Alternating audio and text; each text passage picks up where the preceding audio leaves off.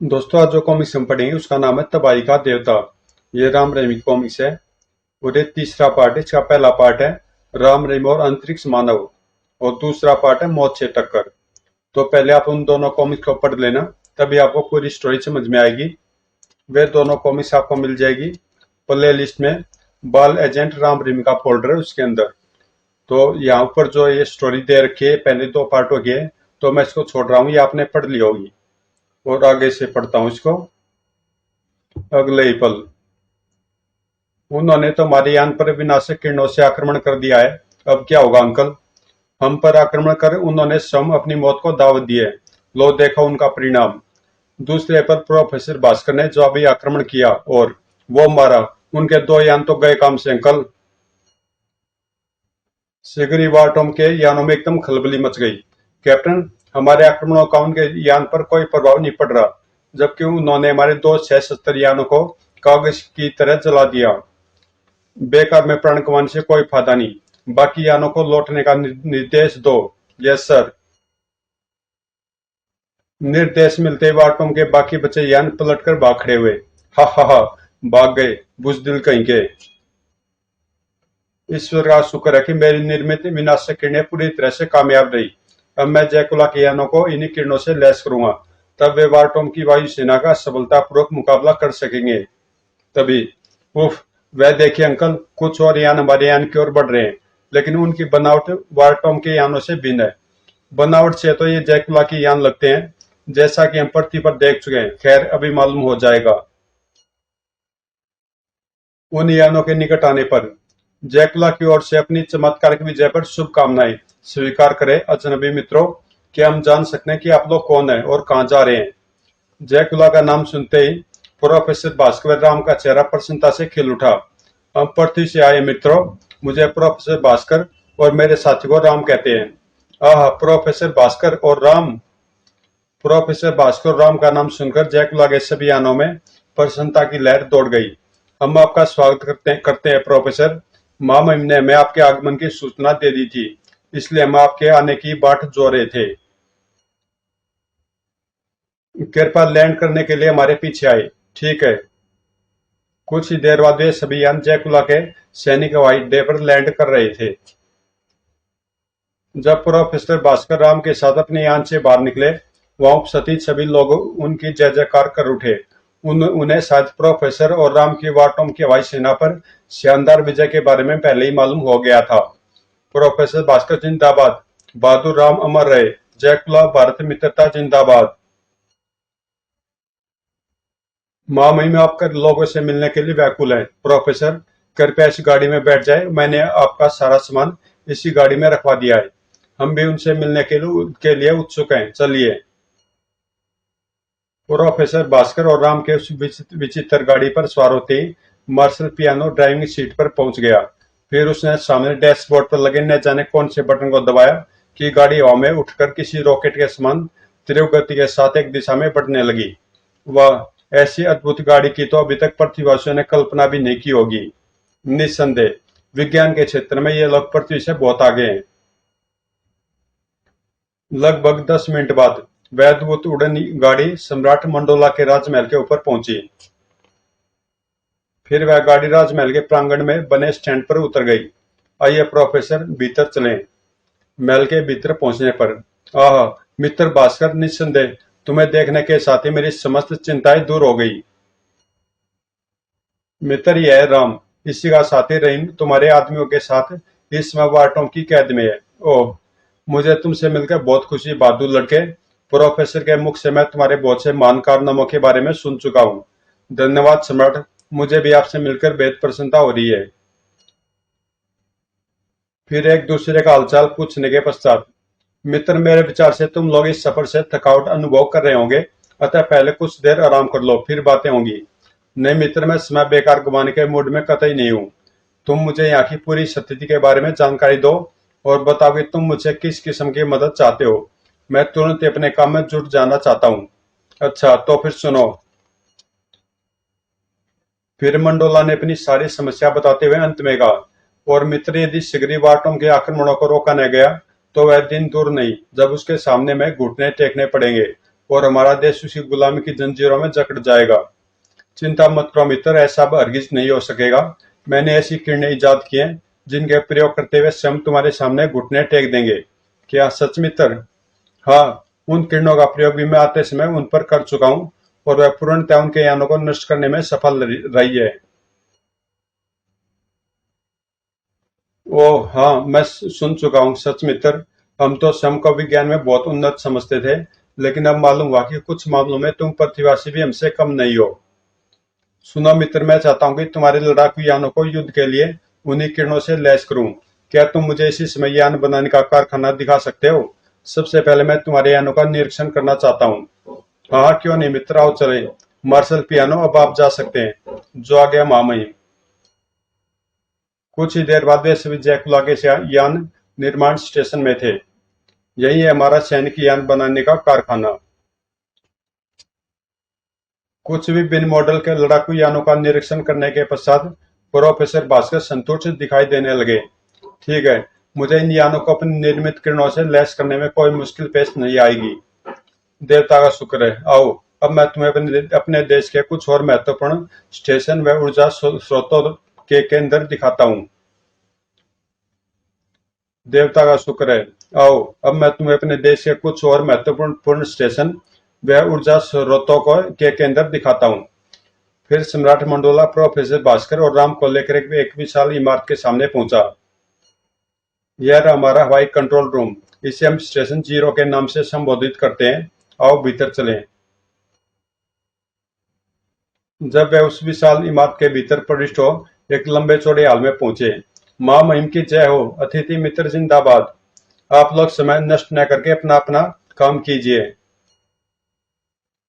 सभी व्यक्ति अपनी अपनी सीटों पर बैठकर पुनः अपने काम में जुट गए। प्रोफेसर, यहाँ से हम अपनी अंतरिक्ष सीमा में होने वाली गतिविधियों पर नजर रखते हैं।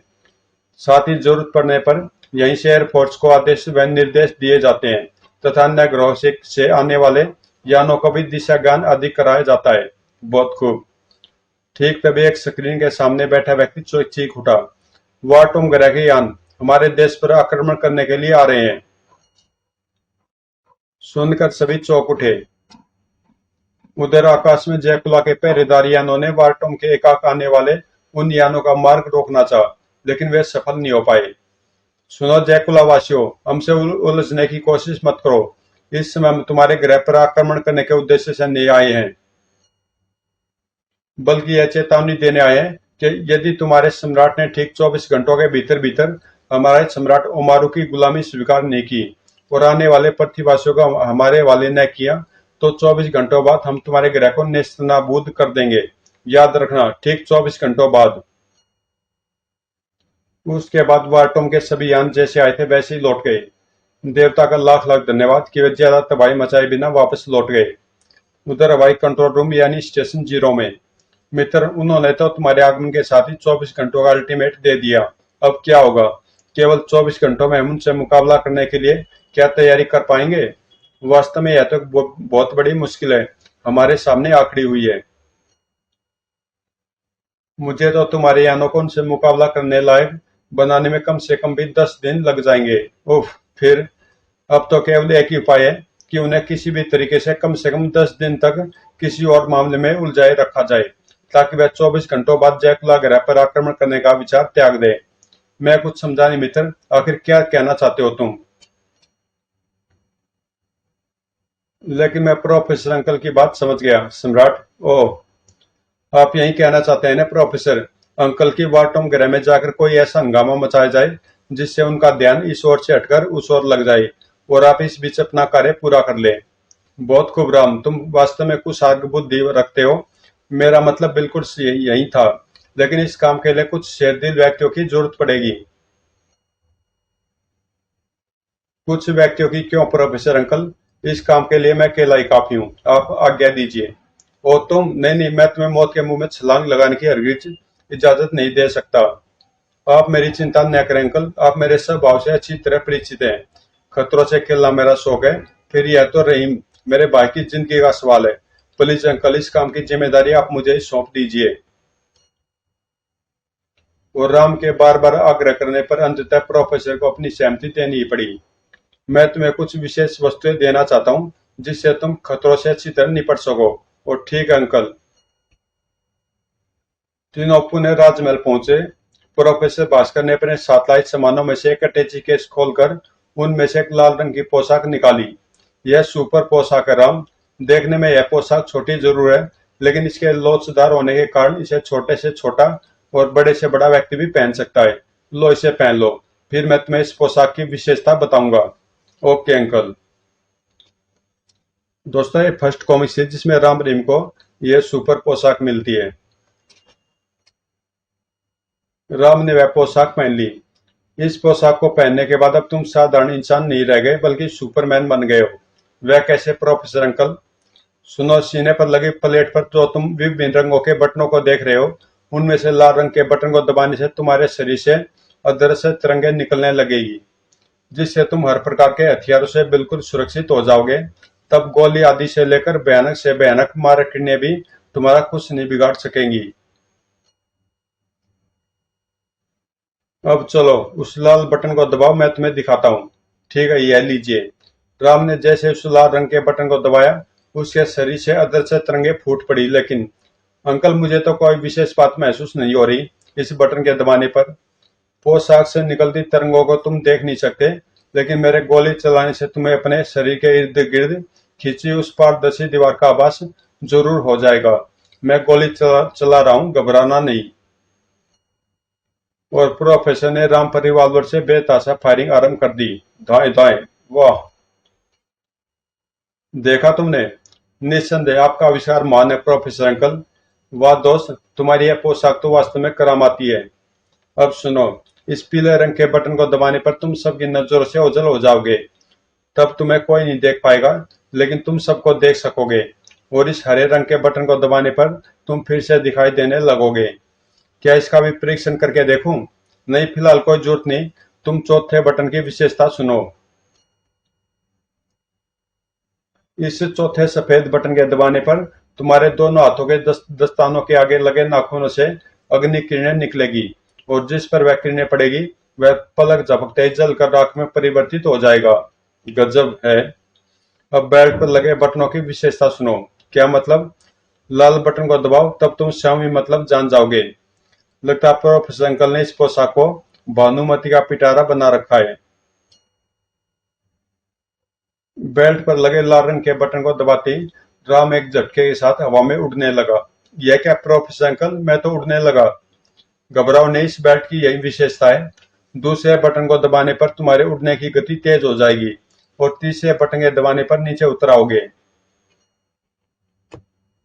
राम ने तुरंत तीसरा बटन दबाया और नीचे उतराया। आपने तो कमाल कर दिया प्रोफेसर अंकल। यह पोशाक तो किसी जादुई पोशाक से कम नहीं। बोलो मत, केवल सुनते जाओ। इस पोशाक की एक विशेषता यह भी है कि उड़ते हुए तुम अपने दोनों हाथ जिस भी दिशा में करोगे उसी दिशा में बढ़ने लगोगे। यानी हाथों से ही तुम्हें किसी गाड़ी के स्टीयरिंग व्हील का काम लेना है। समझ गए अंकल? कोई और चमत्कार? तब प्रोफेसर ने अपने अटैची केस से एक छोटा सा रिवॉल्वर एक थैली निकाली। लो, इन्हें भी संभाल कर रख लो। यह लेजर बीम युक्त रिवॉल्वर है, और इस थैली में बटन नुमा किंतु शक्तिशाली बम व टाइम बम है। रिवॉल्वर में तुम जो दो ट्रिगर देख रहे हो, उसमें पहले वाले स्थान को ट्रिगर रिवॉल्वर में रिवॉल्वर में तुम जो दो ट्रिगर देख रहे हो, उसमें पहले वाले ट्रिगर को दबाने पर गोलियों के स्थान पर ऐसी गर्म किरणें निकलेगी कि लोहे तक को पलक झपकते मोम की तरह पिघला देगी। और दूसरे ट्रिगर को दबाने पर इतनी सर्द किरणें निकलेगी कि किसी भी वस्तु या इंसान को बर्फ बनाकर जड़वत कर देगी। अब थैली में से कुछ बटन नुमा बम निकालो। Oh my God! राम ने थैली में से कुछ बटन नुमा बम निकाले। यह बटन नुमा बम व टाइम बम छोटे जरूर हैं, लेकिन इनके फटने पर 500 गज के घेरे में आने वाली सभी वस्तुएं राख में परिवर्तित हो जाएंगी। वाह प्रोफेसर अंकल, आप सचमुच धन्य है, मान है।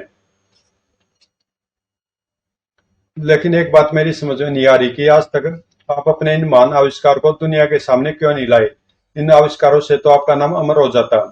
मुझे अपने नाम को अमर करने का इतना शौक नहीं राम बेटे, जितना मानव कल्याण की चिंता है। जरा सोचो, इन आविष्कार को प्रकाश में लाने पर कोई अपराधी इन्हें हथियार ले तो वह क्या कुछ नहीं कर सकता। तब क्या मेरे यही आविष्कार मुझे पूरी दुनिया में बदनाम न कर देंगे? ओ, यह तो मैंने सोचा ही नहीं। सच अंकल, आप जितने महान हैं आपके विचार उससे भी कहीं ज्यादा महान है। मुझे भी आज अपने मित्र के विचार जानकर अपनी मित्रता पर गर्व हो रहा है। खैर, यदि आपका काम पूरा हो गया हो तो मेरे लिए एक यान का प्रबंध कीजिए और मुझे आशीर्वाद देकर विदा कीजिए। मेरा विशेष यान तुम्हारे लिए राज एयरपोर्ट पर तैयार खड़ा है। चलो वहीं चलें। फिर तीनों राजमहल के उस हिस्से में पहुंचे जहाँ सम्राट मंडोला का विशेष यान खड़ा था। यह यान विशेष रूप से मेरे लिए बना गया था, लेकिन अब तुम्हारे काम आएगा। जाओ, भीतर पहुंचो और वाटोम ग्रह पहुंचकर उनका काल बन जाओ।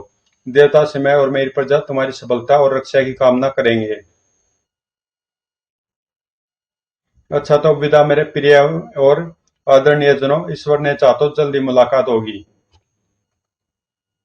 और अगले पर राम ने स्वयं यान को स्टार्ट किया और आकाश का सीना चीरता हुआ वाटोम की ओर उड़ चला। निस्संदेह बहुत ही बहादुर लड़का है। एक 15-16 साल के लड़के में इतना अदम्य साहस कूट कूट कर भरा होगा, यह मैं सपने में भी नहीं सोच सकता था। यदि तुम हमारे देश में होते मित्र, तो तुम्हें उसके इस अदम्य साहस को देखकर इतना आश्चर्य नहीं होता। वह तो इससे भी महान कारनामे कई बार कर चुका है। आओ अब वापस चले। मैं भी अपना काम अभी से आरंभ कर देना चाहता हूँ। इधर जब राम के त्रिवगामी यान ने कुछ ही मिनटों के पश्चात जैसे ही वाटोम की आकाशीय सीमा में प्रवेश किया, वाटोम के रक्षक यानों ने उसे चारों ओर से घेरकर उस पर आक्रमण कर दिया। लेकिन चूंकि राम का यान उस समय सुरक्षा किरणों के घेरे में था, इसलिए उनके आक्रमणों का उसके यान पर कोई प्रभाव नहीं पड़ा। ये जैकुलावासी, हम तुम्हें चेतावनी देते हैं, तुरंत शवों को हमारे हवाले कर दो, वरना शीघ्र ही अन्य हथियारों का या वरना शीघ्र ही अन्य हथियारों से यान समेत तुम्हें नष्ट कर दिया जाएगा। पहले अपनी खैर मनाओ मूर्खो। मैं जयकुलावासी नहीं बल्कि पृथ्वीवासी हूँ और तुम सबकी मौत लेकर आया हूँ। और राम ने वाटोम के उन यानों पर आक्रमण करने के साथ साथ उनके नगर शहरों में भी तबाही मचानी आरंभ कर दी। हा हा हा। वाटोम वासियों, देखो युद्ध का परिणाम क्या होता है।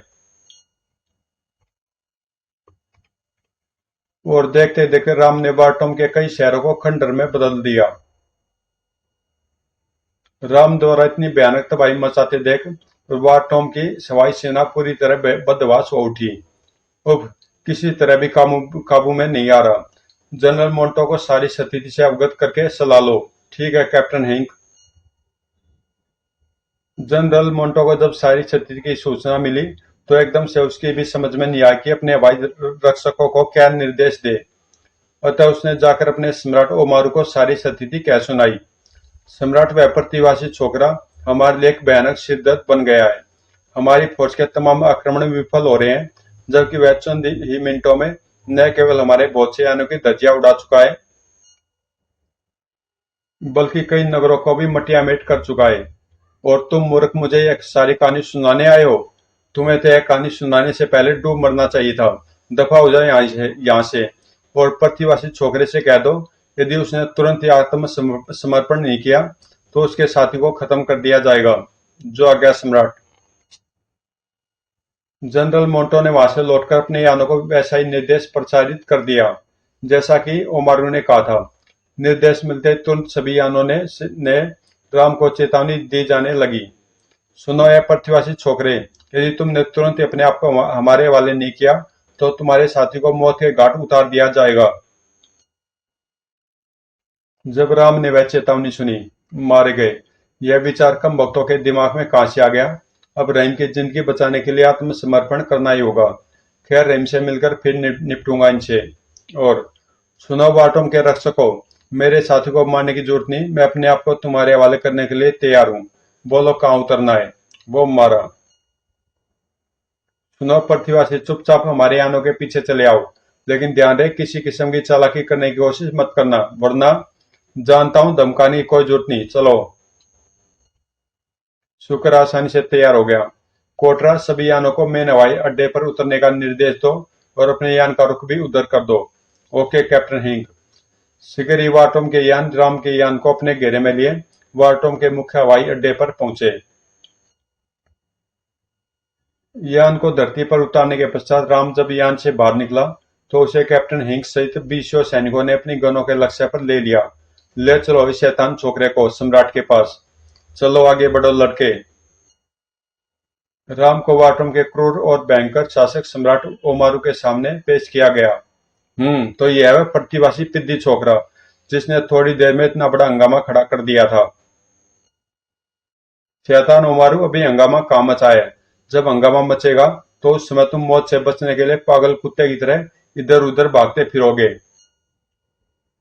खामोश गुस्ताख, जानते नहीं किससे बातें कर रहे हो। हम चाहे तो इसी समय तुम्हारे टुकड़े टुकड़े करवा सकते हैं, लेकिन नहीं, हम तुम्हें उस समय तक अवश्य जिंदा रखेंगे जब तक कि जयकुला का सम्राट मंडोला हमारे कदमों पर अपना सिर न झुका दे। जनरल मोंटो, ले जाओ इस मूर्ख को हमारे सामने से और उसी कैद खाने में डाल दो जहां इसका साथी कैद है। हम इन सब की और सम्राट मंडोला की जिंदगी का फैसला जयकुला पर फतह हासिल करने के बाद ही करेंगे। हा हा हा। जो आ गया महामहिम। जनरल मोंटो ने राम को भी उसी कैद खाने में डाल दिया जहां रहीम, कमांडर जोरो आदि के साथ बंदी रखा गया था। अरे राम, राम भैया। रहीम मेरे भाई, मेरे दोस्त। शाबाश, खूब अच्छी तरह मिल लो गले। 24 घंटों के बाद फिर शायद ही तुम लोग एक दूसरे को जिंदा देख सको। चलो सैनिकों। पहरेदारों को छोड़कर जनरल मोंटोवैन ने सैनिकों के जाने के बाद, राम भैया तुम यहाँ तक कैसे पहुंच गए। हाँ मिस्टर राम, हमें भी आश्चर्य हो रहा है तुम्हारे जाने के बाद।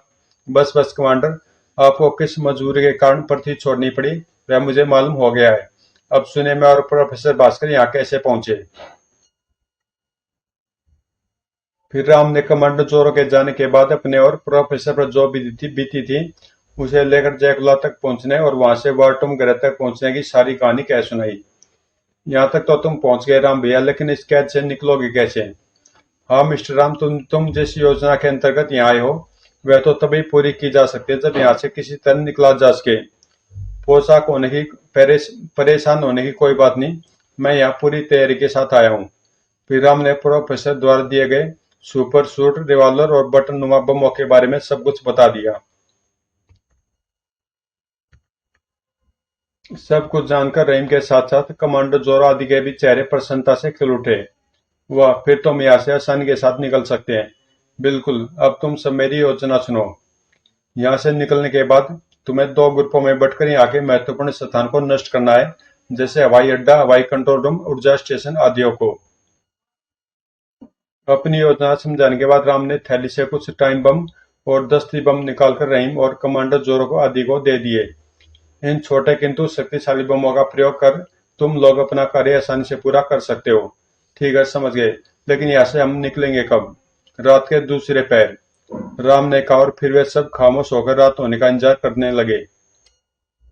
और रात के दूसरे पहर जब पहरा देने वाले सभी सैनिक ऊँघने लगे तो राम ने अपना लेजर रिवॉल्वर निकालकर लोहे के द्वार पर अग्नि किरणों का प्रयोग किया। वाह, वो मारा। शीघ्र ही, जल्दी बाहर निकलो और पहरेदारों को बेहोश कर उनके हथियार अपने अधिकार में कर लो। आहट सुनकर ऊँघते पहरेदार चौंके, लेकिन तब तक उन्हें संभलने में काफी देर हो चुकी थी। आह, उफ। मेरे विचार से अब समय नष्ट न करके 2 ग्रुपों में बंटकर अपने अपने काम पर निकल जाओ। मैं सम्राट उमारू से निपटता हूँ। ठीक है। अगले ही पल वे सब कैद खाने से बाहर निकलकर 2 ग्रुपों में बंट गए। तुम लोग मेरे पीछे आओ और तुम लोग मेरे पीछे। रहीम और कमांडर जोरो आदि के नजरों से ओझल हो जाने के बाद राम भी तेजी से राजमहल की ओर दौड़ पड़ा। 24 घंटों के बाद जयकुला पर होने वाले आक्रमण को रोकने के लिए मुझे सर्वप्रथम यहाँ के सम्राट ओमारू को बौखलाना होगा और यह काम यहाँ की प्रजा को भयभीत करके आसानी से हो सकता है। उधर रहीम जब अपने ग्रुप के साथ वोटम के विशाल सैनिक हवाई अड्डे पर पहुंचा। ये कौन हो तुम लोग और वहां क्या कर रहे हो, सामने आओ। ओ, हम देख लिए गए हैं। अगले पल फायर आदेश मिलते ही उफ, आ और शीघ्र ही पहरेदार सैनिकों की लाशें वहां बिछ गई। भीतर चलो और टाइम बमों को 5 मिनट के लिए सेट करके चारों तरफ फिट कर दो। ओके मिस्टर रहीम, चलिए। फिर वे सभी हवाई अड्डे के भीतर प्रविष्ट हो गए और उन्होंने आनंद फानंद में बहुत से बटन नुमा किंतु शक्तिशाली टाइम बम चारों ओर खड़े यानों व महत्वपूर्ण स्थानों पर फिट कर दिए। चलो अब निकल चलो यहाँ से। अब हमारा अगला लक्ष्य होगा यहाँ का पावर स्टेशन। और जैसे वे हवाई अड्डे से निकलकर कुछ दूर पहुंचे, काम पूरा हुआ, लेकिन जल्दी से यहाँ से दूर हो लो, सम्राट का सैनिक दस्ता यहाँ पहुंचता ही होगा। इधर अपने ग्रुप के साथ वाटम के सैनिकों का सफाया करते हुए कमांडो जोरो ने वाटम का हवाई कंट्रोल रूम सफलतापूर्वक तबाह कर दिया। हा हा हा, हमने दुश्मन का एक हाथ तोड़ डाला, निकल चलो, अब हमें यहाँ के वाटर सप्लाई टैंक को उड़ाना है। इधर रहीम और कमांडो जोरो अपने साथियों के साथ वाटम की महत्वपूर्ण इमारतों को तबाह करने में जुटे हुए थे। और उधर राम, भागो। उड़ते हुए राम द्वारा तबाही मचाई जाने वाली भयानक तबाही और मारकाट से वाटम की प्रजा शीघ्र ही बुरी तरह भयभीत हो उठी। वह पृथ्वीवासी हम सबको मौत के घाट उतार कर ही दम देगा। उफ, कुछ समझ में नहीं आ रहा कि उससे कैसे छुटकारा पाए। यह विपत्ति हम पर सम्राट के कारण ही आई है। न वह जैकुला पर बार बार आक्रमण कर उसे घिस छेड़ता और न जैकुला हम पर यह विपत्ति छोड़ता। हमें सम्राट के पास चलकर उनसे इसी विपत्ति से छुटकारा पाने का उपाय पूछना चाहिए। तब चलो हम सम्राट के पास ही चले। यदि वह हमारी रक्षा नहीं कर सकता तो उसे भी शासन करने का कोई हक नहीं। हाँ हाँ चलो, अपनी हवस को पूरा करने के लिए हमारी आहुति देने का उसे कोई हक नहीं। और भयभीत प्रजा क्रोधित होकर उसी समय अपने सम्राट ओमारू से मिलने चल पड़ी, जबकि राम अदृश्य रूप में उनके सिर पर अब भी मौजूद था। थोड़ी तबाही और खून खराबा जरूर करना पड़ा, लेकिन प्रजा पर इसका अनुकूल प्रभाव है। प्रजा क्रोध में अपने सम्राट से मिलने जा रही है। अब मुझे राजमहल पहुंचकर कोई उत्पात खड़ा करना चाहिए जिससे प्रजा और राजा में ठन जाए। फिर राम ने सीने पर लगा तेज गति से उड़ने वाला बटन दबाया और भीड़ से पहले राजमहल के भीतर पहुंच गया। अब मुझे प्रकट हो जाना चाहिए ताकि महल के रक्षक मुझे देखकर बौखला उठे। राम जैसे दूसरा बटन दबाकर प्रकट हुआ, एक तरफ से आते गश्ती पहरेदारों की दृष्टि उस पर पड़ गई। अरे वह देखो कौन है, पकड़ो उसे। चलो, यह भी अच्छा हुआ कि इन्होंने मुझे देख लिया। अब जरा इनकी खोपड़ी उल्टी करूं। और अगले पर राम ने सुरक्षा किरण और उड़ने वाला बटन दोनों ही दबा दिए। अरे वह तो उड़ रहा है, फायर करो। दूसरे पर धाएं धाएं। उफ, उस छोकरे पर तो हमारी साधारण गोलियां अथवा लेजर किरणों का कोई प्रभाव नहीं पड़ रहा। वह कोई खतरनाक इंसान मालूम पड़ता है। खतरे खतरे का अलार्म बजा दो। बहुत अच्छा श्रीमान। उस व्यक्ति के जाने के बाद, और तुम सब मेरे साथ आओ, हम उसका पीछा करेंगे। कुछ ही देर बाद पूरे राजमहल में खतरे का अलार्म बज उठा और इसी के साथ वहां के तमाम रक्षक और सैनिक सतर्क हो उठे। पी पी, खतरे का सायरन, जरूर कोई गड़बड़ है, अपने अपने हथियार संभाल लो। फिर यह बात फैलती कि एक उड़ने वाला विचित्र लड़का राजमहल में घुस आया। सभी सैनिक जोर शोर से उसकी तलाश करने लगे। कहा वह सुपरमैन उस तरफ गया है। सिगरी, वेरा सुपरमैन फायर। तुरंत ही शू शू। परंतु विनाशक किरणों का भी राम पर कोई प्रभाव नहीं पड़ा। बस चूहे बिल्ली का खेल बहुत हो गया, अब जरा उन्हें सुपरमैन की असलियत भी दिखा दूं। और राम उड़ते हुए लेकर रिवॉल्वर के साथ साथ दस्तानों का भी प्रयोग करने लगा। अग्नि किरणों वाले ट्रिगर को दबाते ही पीछा करने वाले सैनिक जल उठे। हाय! ठंडी किरणों वाले ट्रिगर को दबाने से मार्ग में आने वाले सैनिक अपने स्थानों पर ही बर्फ के बुत बन गए। इसी तरह उसके दस्तानों से निकलने वाली किरणों ने घातक परिणाम दिखाया। उफ, मरा, भागो। देखते देखते पूरे राजमहल में लाशें ही लाशें दिखाई देने लगी। रास्ता साफ है, अब अदृश्य होकर सम्राट ओमारू की खबर लेनी चाहिए। उधर वाटुम का क्रूर शासक ओमारू अपने विशेष महल में इसमें बुरी तरह बौखलाया हुआ था। उसे राम द्वारा महल में मचाई गई मारकाट व महत्वपूर्ण स्टेशनों की तबाही के बारे में सारी सूचना मिल चुकी थी। यही कारण था कि जनरल मोंटो व ग्रह के अन्य उच्चाधिकारी इस समय उसके सामने मौजूद थे। मैं पूछता हूँ कि पूरी फौज के रहते हुए भी उन मुट्ठी भर लोगों ने यह सब कुछ कैसे कर दिया? कैसे निकले वे कैसे लोहे की सलाखें पिघलाकर? और तुम सब क्या करते रहे उस समय? सम्राट भूल से हम उस नए पृथ्वीवासी कैदी राम की तलाशी नहीं ले पाए थे। मेरे विचार से यह सब कुछ उसी का किया धरा है। ओमर ने क्रोध में भरकर तुरंत अपना लेजर रिवॉल्वर निकाल लिया। तब तुम इस सबसे पहले अपनी गलती का खामियाजा भुगतो, कैप्टन हिंक। और जब कैप्टन हिंक जलकर राख के ढेर में बदल गया, अब तुम लोग ध्यान से सुनो। मुझे वे सभी कैदी 2 घंटे के भीतर भीतर जिंदा या मुर्दा चाहिए। यदि ऐसा न हुआ तो तुम सबकी मौत भी कैप्टन हिंक की तरह ही होगी। जी जी मामई। तभी एक घबराए हुए सैनिक ने वहां प्रवेश किया। सम्राट सम्राट, गजब हो गया सम्राट, अब तुम क्या बुरी खबर लाए हो उल्लू की दुम।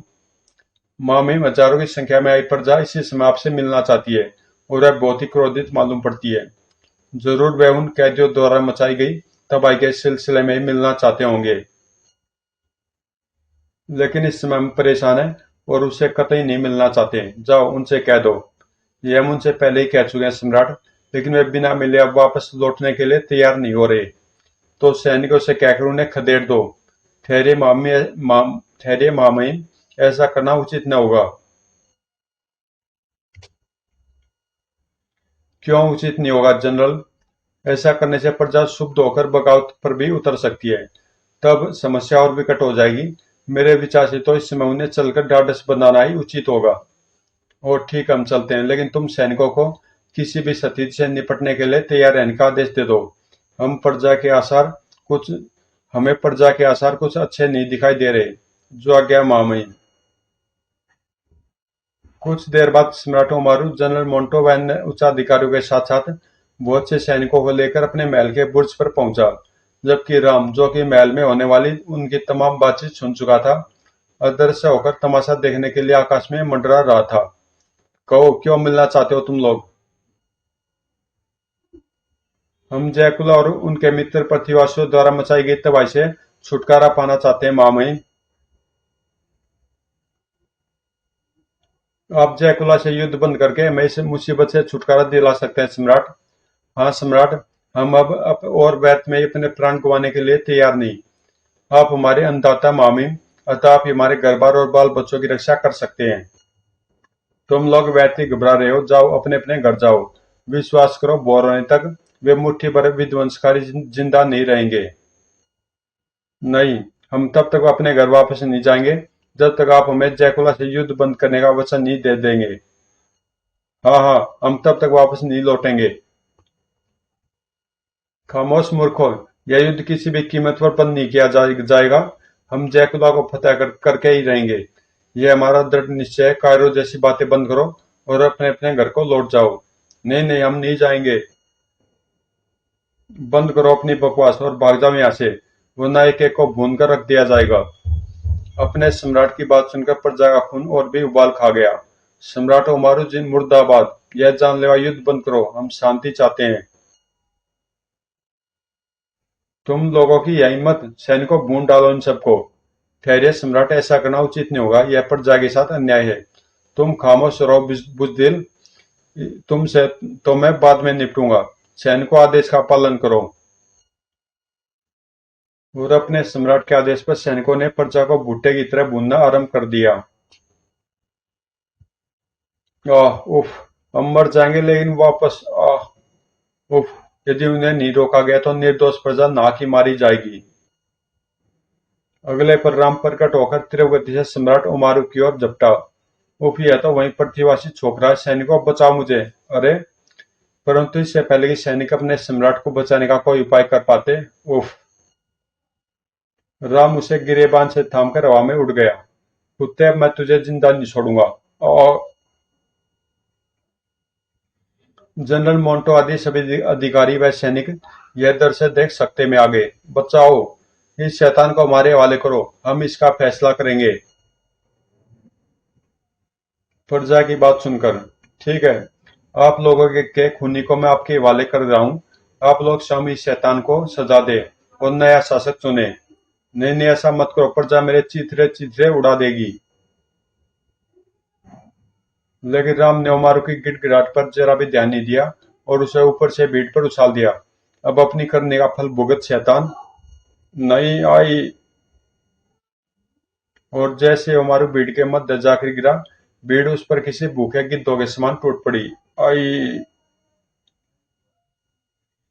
तभी रहीम भी कमांडो जोरो आदि के साथ वहां पहुंच गया। राम भैया, आह रहीम, मैं नीचे आ रहा हूँ। राम नीचे उतरा तो रहीम ने दौड़कर उसे गले से लगा लिया। सच भैया, तुमने तो कमाल कर दिया। हाँ रहीम, ईश्वर की कृपा से हमारा मिशन सफल हो गया। इधर ओमारू के चीथड़े चीथड़े उड़ाने के पश्चात भीड़ का क्रोध शांत हुआ और वह राम रहीम आदि की जय जयकार कर उठी। पृथ्वीवासी जिंदाबाद, जयकुला वाटो मित्रता जिंदाबाद। देवता की दया से जो हुआ वह अच्छा ही हुआ। अब आप लोग फिर से अपना मनपसंद नेक और दयालु राजा चुनकर शांति के साथ रह सकते हैं। हमारी ओर से दोनों देशों की मित्रता पर शुभकामनाएं। हम जनरल मोंटो को अपना राजा बनाते हैं। जनरल मोंटो जिंदाबाद, सम्राट मोंटो जिंदाबाद। हम आपका यह उपकार कभी नहीं भूलेंगे पृथ्वीवासी मित्रों। धन्यवाद सम्राट मोंटो। मैं चाहता हूँ कि जैकुला और वाटुम दोनों देश आपस में मिलजुल कर प्रेम से रहें। और जब राम के कहने पर बोर होने के साथ ही कमांडर जोरो ने जैकुला पहुंचकर अपने सम्राट मंडोला और प्रोफेसर भास्कर को वह खुशखबरी दी। ओह, विश्वास नहीं होता कि 24 घंटों के भीतर उस छोटे से लड़के ने यह कमाल कर दिया होगा। निस्संदेह यकीन तो मुझे भी नहीं हो रहा। मित्र, खैर चलो चलकर वाटम की खुशी में शामिल हुए। जनरल मोंटो ने विशेष रूप से हमें अपनी ताजपोशी में सम्मिलित होने के लिए बुलाया है। जब वे एक विशेष यान द्वारा वाटुम के हवाई अड्डे पर उतरे तो वाटुम की प्रजा ने उनका अभूतपूर्व स्वागत किया और जनरल मोंटो ने मंडोला को अपने गले से लगा लिया। सम्राट मंडोला जिंदाबाद, पृथ्वीवासी जिंदाबाद। और जब जैकुला और वाटुम ग्रह में सामूहिक खुशियां मनाई जा रही थी तो एक दिन, कई दिन हो गए यहाँ से खुशी रहते हुए, अब हमें अपने देश लौटने की इजाजत दो मित्र। हमारे देशवासी हमारे लिए व्याकुल हो रहे होंगे। इतनी जल्दी नहीं नहीं मित्र, भला यह कैसे हो सकता है। कम से कम एक एक माह तो मुझे अतिथि सत्कार करने का मौका मिलना ही चाहिए। हम तुम्हारे प्यार का आदर करते हैं मित्र, और जरूर कुछ दिन और रुकते। लेकिन आजकल मैं एक महत्वपूर्ण प्रयोग में जुटा हूँ जिसकी मेरे देश को बहुत सख्त जरूरत है। मेरे मेरे उस प्रयोग के पूरा होने पर हमारे देश को बहुत बड़ा लाभ पहुंचेगा, अतः मैं रोकने की जिद न करें। वैसे वादा करते हैं कि मौका देखकर हम शीघ्र ही फिर तुम्हारी मेहमानी करेंगे। ठीक है मित्र, जैसा तुम उचित समझो। मैं तुम लोगों के जाने का प्रबंध करता हूँ। और उसी रात जब प्रोफेसर और राम रहीम सम्राट मंडोला के साथ जैकुला के हवाई अड्डे पर पहुंचे, जहां उनका यान उड़ान भरने के लिए तैयार खड़ा था, वहां उपस्थित जैकुला और वाटुम की प्रजा के नेत्रों में आंसू भर आए। विदा मेरे दोस्तों।